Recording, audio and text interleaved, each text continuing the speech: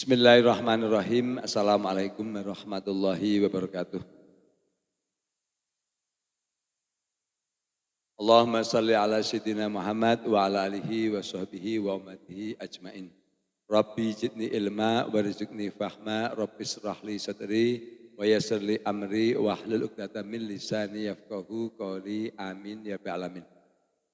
Kepada hadirin peserta kuliah ilmu kesehatan hewan dan peternakan di Mayer Laboratories yang saya hormati, yang dirahmati Allah SWT. Pada kesempatan pagi hari ini, hari Selasa tanggal 18 November tahun 2025, saya akan menyampaikan materi produk pakan untuk sapi perah untuk menaikkan produksi susu ya. Jadi Mersifit DC20 itu pakan suplemen untuk sapi perah. Jadi targetnya untuk meningkatkan produksi susu. Jadi sebelum kita launching ini kita sudah menguji.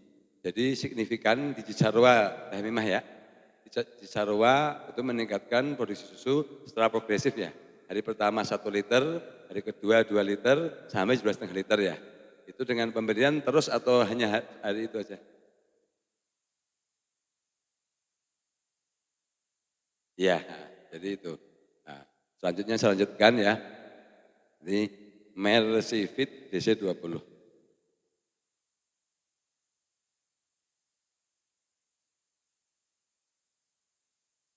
Di Mersifit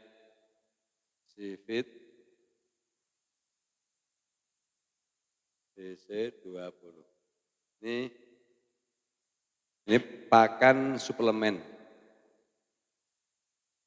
Pakan suplemen untuk sapi perah. Garing kambing perah. Jadi contoh kambing etawa. Kambing perah.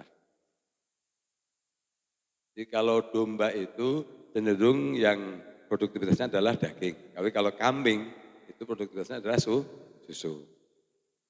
Jadi pengertian pakan suplemen ini hanya pakan tambahan, bukan makanan pokok. Target dari pakan ini adalah satu untuk memperbaiki produksi. Jadi contoh produksi susunya ngedrop, perlu pakan suplemen ini. Jadi bukan sebagai makanan pokok, tanpa merubah makanan pokok yang ada. Jadi artinya perlakuannya tetap, jadi akhirnya nanti akan nampak signifikansinya, korelasi positifnya, akan nampak hasilnya. Seperti yang kita trial di Cisarua itu. Jadi pemberiannya kurang lebih hanya 2 kilo, yang awalnya hanya 5 liter, hari pertama sudah naik menjadi 6 liter sorenya. Besok sudah menjadi lagi 7 liter, sorenya sudah menjadi 8,5 liter. Ini suplemen. Nah, jadi target pertama itu, yang kedua apa? Di samping untuk meningkatkan produksi susu, dia recovery. Jadi mempercepat penyembuhan penyakit. Seperti yang kita uji di mana?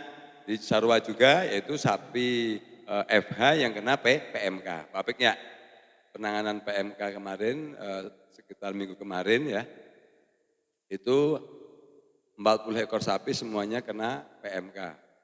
Terus kemudian kita obatin hanya karena kalau idealnya kan virus PMK itu minimal 2 hari ya, pagi, sore, pagi lagi, sore.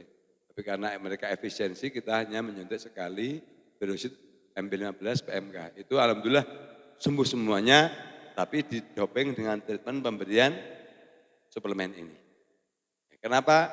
Nah, mekanismenya kenapa Mersifit DC ini bisa meningkatkan susu, itu adalah di dalam Mersifit DC ini mengandung zat, enggak kita sampaikan ya, yang meningkatkan aliran darah. Jadi aliran darah meningkat, sehingga volume darah yang ke mame atau kelenjar mame atau ke ambing susu ini menjadi meningkat. Ini kan di ambing susu itu kan banyak pembuluh darah, baik vena maupun arteri. Makanya ambing susu yang bagus itu kan yang pembuluh darahnya kelihatan besar-besar, itu pasti produksi tinggi. Nah, ini makanya kondisi apapun ketika diberikan pakan suplemen ini, aliran darah ke ambing ini meningkat. Nah, kenapa? Karena susu itu berasal dari berapa jumlahnya darah yang mensuplai ke ambing susu. Otomatis semakin banyak suplai darah yang ke kelenjar susu ini pasti akan meningkat produksinya. Kenapa? Karena darah itu membawa sari-sari makanan dan air.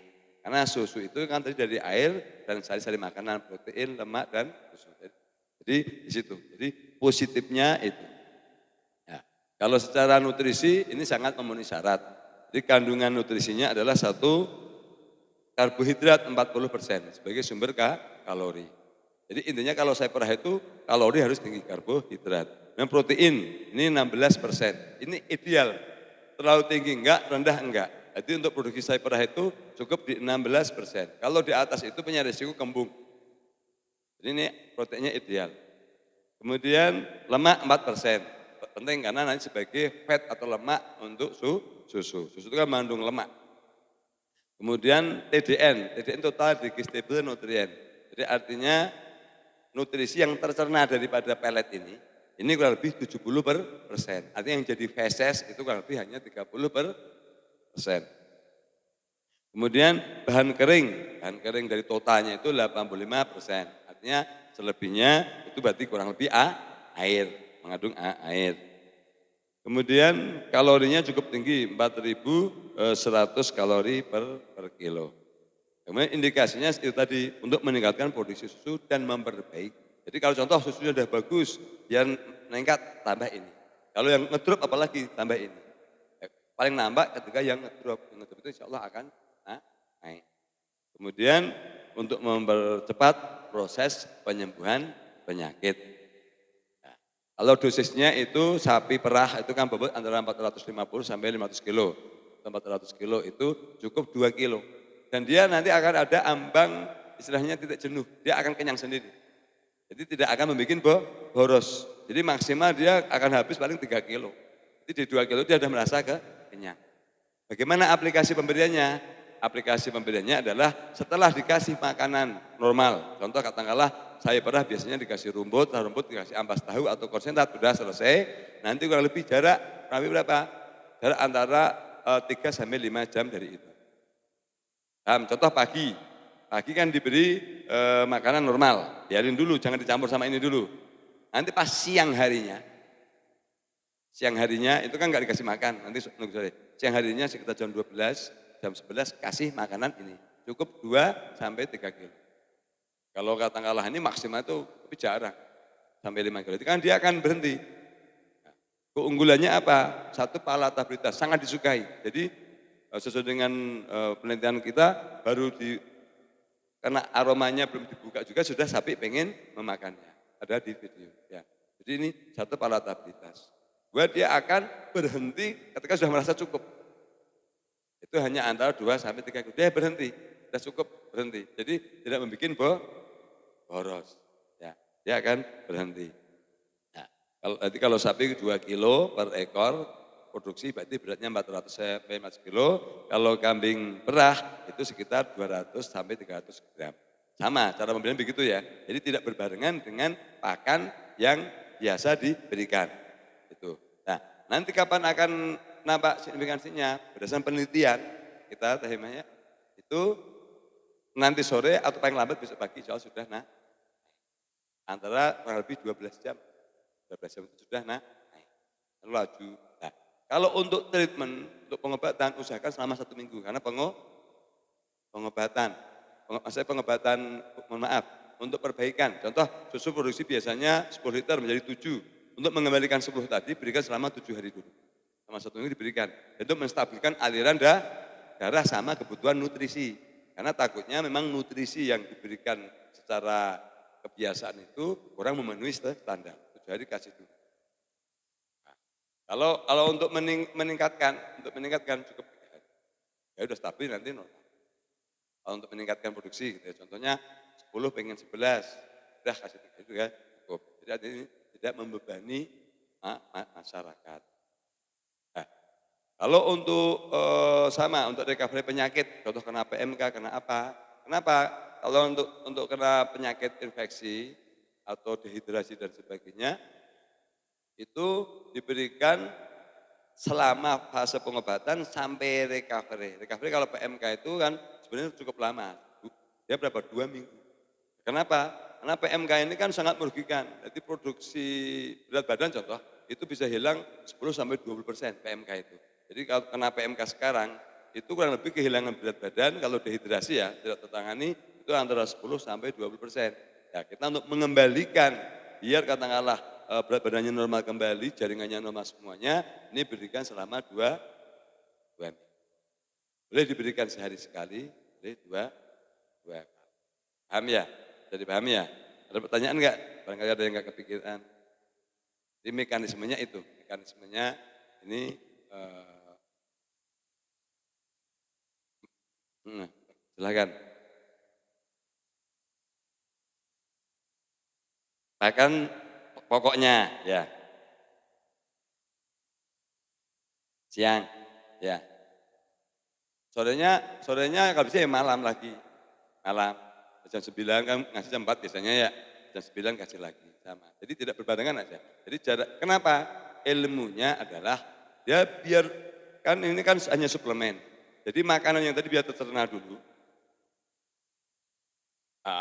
Ini akhirnya mencukupi kebutuhannya sama meningkatkan apa istilahnya aliran darahnya. Ketika aliran darahnya kan absorpsinya jadi bagus. Jadi mengoptimalkan, karena apa ini hanya suplemen, hanya tambahan. Jadi tujuannya nanti juga seandainya katakanlah ini itu katakanlah diberikan bareng, khawatirnya nanti memilih ini saja. Karena kan palatabel sekali kan. Nanti yang sementara kan itu yang banyak tadi, yang pokoknya kan penting untuk pokoknya dia. Ya, kalau ini kan bukan pokok. Jadi artinya kalau hanya ini juga nggak akan memenuhi. Nah, ini suplemen menambah. Jadi tidak boleh istilahnya makanya nanti memilih kompetitif gitu ya. Nah, terus lagi nggak apa, biar ini kan menjawab. Olahraga nanti aja ya, udah di itu ya, kan nanti di internal aja, bagikan karena olahraga nanti kan ada kos pengiriman dan sebagainya ya, seperti itu ya. Nah, ada lagi pertanyaan?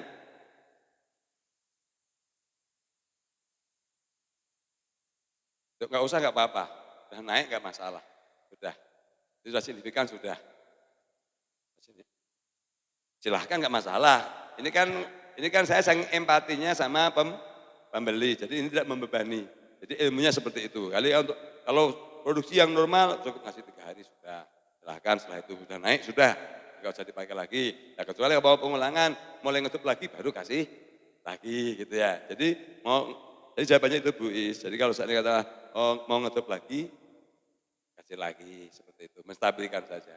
Mungkin 1 minggu sekali atau apa cukup. Jadi suplemennya biar terpenuhi aliran darah normal terus.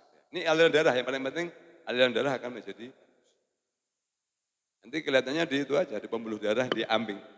Jamamit. Ada lagi yang lain bagus pertanyaan-pertanyaan gitu kan aplikatif. Itu yang dibutuhkan di lapangan. Ada? Kalau tidak ada, saya cukupkan sekian. Semoga ini bermanfaat. Terima kasih. Billahi hidayah. Wassalamualaikum warahmatullahi wabarakatuh. Sebagai penutup bentar ya. Jadi ini filosofinya Mersifit DC20 itu, Mersifit DC itu Dairico. Dairico itu sapi perah bahasa Inggris. 20 itu adalah inisial, insya Allah naik 20%. Itu, insya Allah. Tapi saya pahitnya 10%. Jadi ini DC20 artinya naik 20% dari produksi. Terima kasih. Billahi hidayah. Wassalamualaikum warahmatullahi wabarakatuh.